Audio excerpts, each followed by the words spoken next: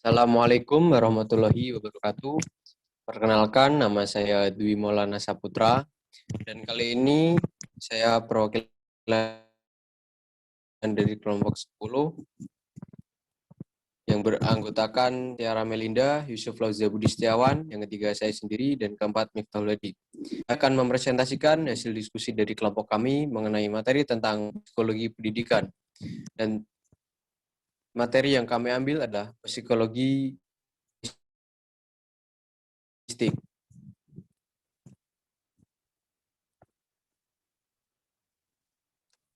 Setelahnya adalah contoh kasus, yaitu Alek yakin bahwa dirinya merupakan orang yang sangat depan, sekalipun dia sering pelit dengan uangnya dan biasanya hanya memberikan tips yang sedikit atau bahkan tidak memberikan sama sekali saat di restoran. Ketika teman makan malamnya memberikan komentar pada perilaku pemberian tipsnya, dia tetap bersikukuh bahwa tips yang dia berikan itu sudah layak dibandingkan pelayanan yang dia terima. Dengan memberikan atribusi perilaku pemberian tipsnya pada pelayanan yang buruk, maka dia dapat terhindar dari kecemasan serta tetap menjaga konsep dirinya yang katanya dermawan.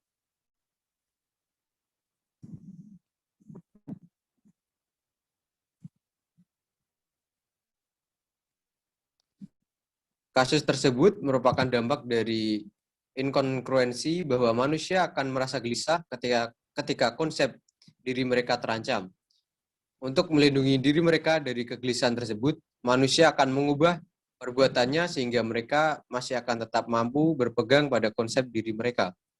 Dan manusia dengan tingkat inkongruensi yang lebih tinggi akan merasa sangat gelisah ketika realitas selalu mengancam konsep diri mereka.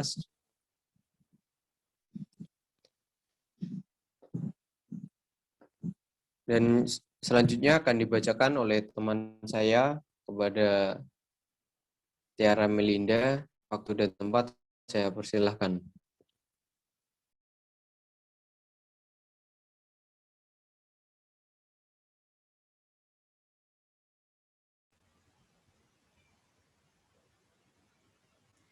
Baik, terima kasih kepada Mas Dwi.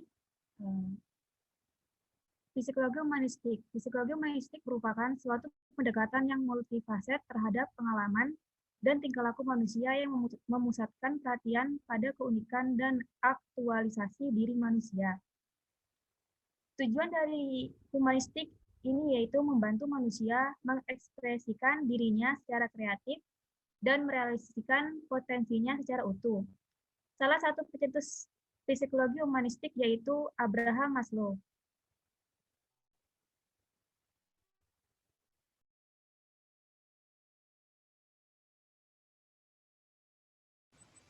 Berikut tokoh penting dalam aliran humanistik. Yang pertama ada Abraham Maslow, yang kedua ada Charles Rogers, yang ketiga ada Arthur Combs, yang keempat ada David Mills dan Stanley Church.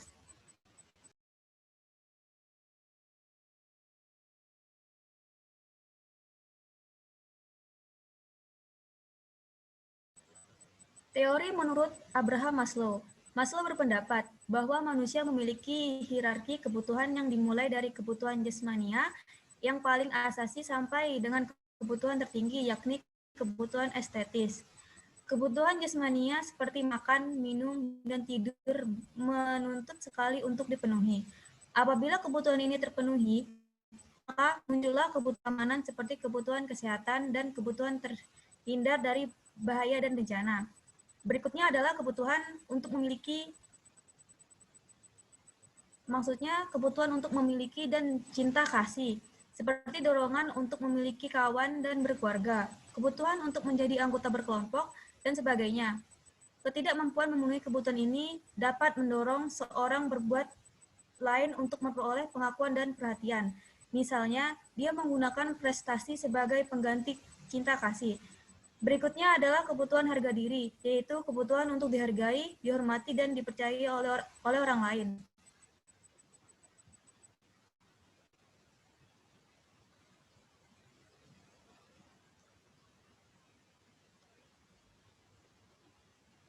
Baik, slide berikutnya akan dijelaskan oleh teman saya. Kepada Mas Yusuf Lauza, waktu dan tempat saya persilakan.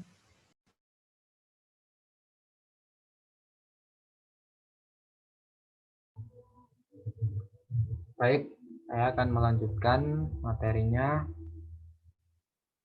Sesudahnya, Maslow berpendapat adanya kebutuhan estetis, yakni dorongan keindahan. Dalam arti, kebutuhan akan keteraturan, kesimetrisan, dan kelengkapan. Maslow membedakan antara 4 kebutuhan yang pertama dengan 3 kebutuhan yang kemudian. Keempat kebutuhan yang pertama disebutnya deficiency need atau kebutuhan yang timbul karena kekurangan. Dan pemenuhan kebutuhan ini pada umumnya bergantung pada orang lain. Sedangkan ketiga kebutuhan yang lain dinamakan growth need atau kebutuhan untuk tumbuh. Dan pemenuhannya lebih bergantung pada manusia itu sendiri. Implikasi dari teori Maslow dalam dunia pendidikan itu sangat penting. Misalnya, seorang guru yang menemukan kesulitan untuk memahami mengapa anak-anak tertentu tidak mengerjakan pekerjaan rumah. Menurut Maslow sendiri, guru tidak bisa menyalahkan anak atas kejadian ini secara langsung. Sebelum memahami, barangkali ada proses tidak terpenuhinya kebutuhan anak yang berada di bawah kebutuhan untuk tahu dan mengerti. Bisa jadi anak mempunyai masalah pribadi atau masalah keluarga yang membuatnya cemas dan takut.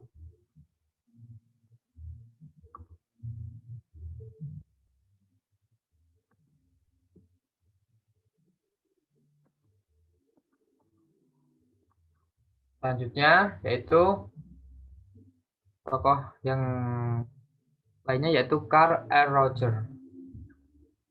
Carl L. Rogers adalah seorang ahli psikologi humanistik yang gagasan-gagasannya berpengaruh terhadap pikiran dan praktek psikologi di semua bidang, baik klinis, pendidikan, dan lain-lain.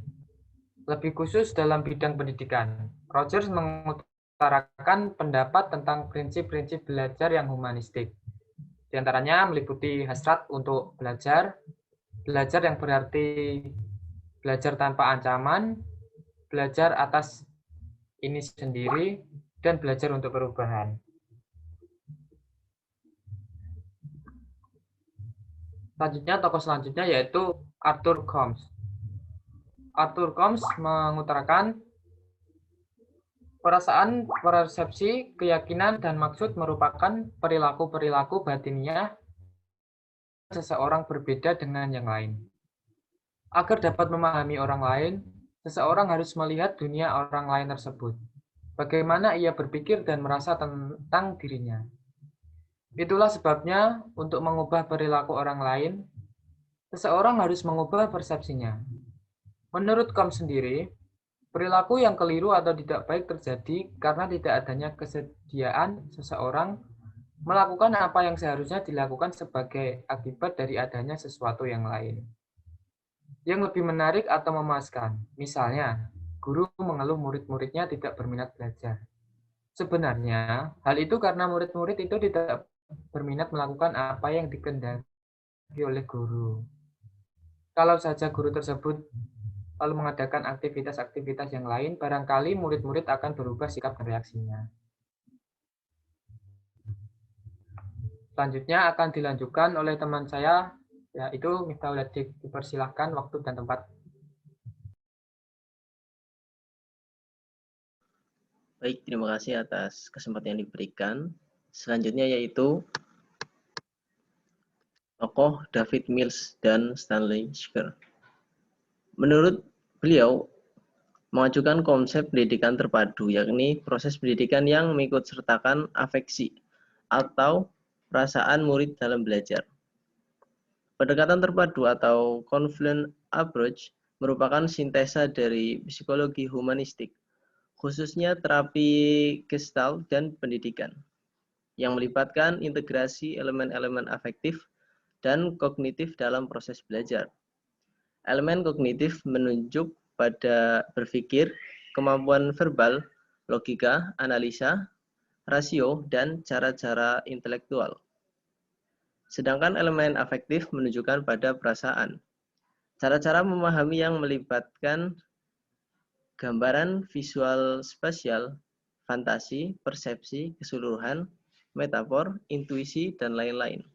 Tujuan umum dari pendekatan ini adalah mengembangkan kesadaran murid-murid terhadap dirinya sendiri dan dunia sekitarnya, serta meningkatkan kemampuan untuk menggunakan kesadaran ini dalam menghadapi lingkungan dengan berbagai cara, menerima petunjuk internal, dan menerima tanggung jawab bagi setiap pilihan mereka.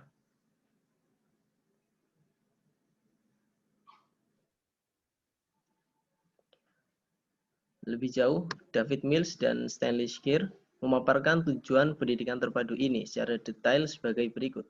Yang pertama yaitu membantu murid untuk mengalami proses ilmu pengetahuan, termasuk penemuan ide-ide baru, baik proses intelektual maupun afektif. Yang kedua yaitu membantu murid dalam mencapai kemampuan untuk menggali dan mengerti diri mereka sendiri dan lingkungan sekitarnya dengan cara yang ilmiah. Yang ketiga, meningkatkan pengertian dan ingatan terhadap konsep-konsep dan ide-ide dalam ilmu pengetahuan. Yang keempat, menggali bersama-sama murid implikasi-implikasi dari aplikasi yang mungkin dari ilmu pengetahuan. Yang terakhir, memungkinkan murid untuk menerapkan baik proses maupun pengetahuan ilmiah untuk diri mereka, serta meningkatkan kesadaran murid terhadap dunia mereka dan setiap pilihan yang mereka ambil.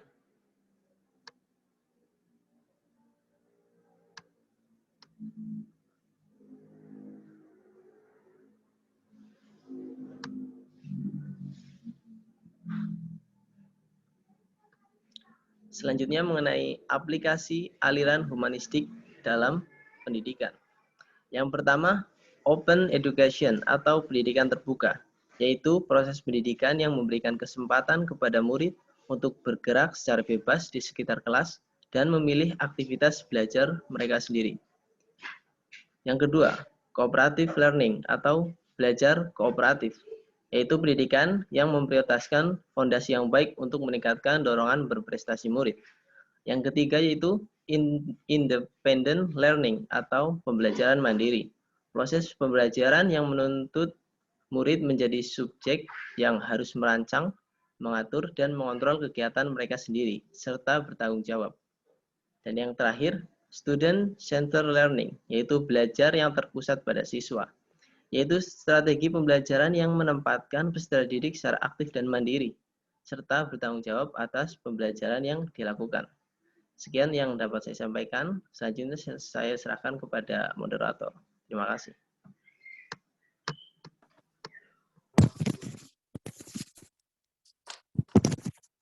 Nah, demikianlah presentasi dari kelompok kami, dan jika ada kesalahan dari kami mohon maaf yang sebesar-besarnya.